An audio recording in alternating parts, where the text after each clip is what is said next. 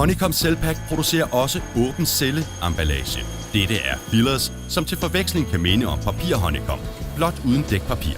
Cellen er her åben, idet det netop er uden dækpapir.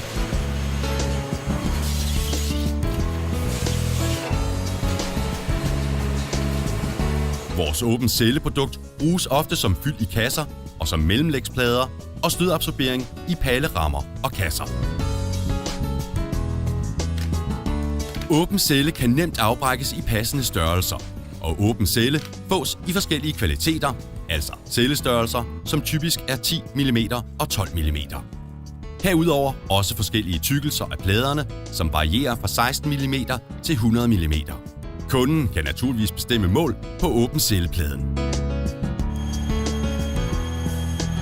Åben celle er også lavet af naturmaterialer, papir og vandbaseret lim, og er dermed også biologisk nedbrydeligt, genanvendeligt og komprimerbart.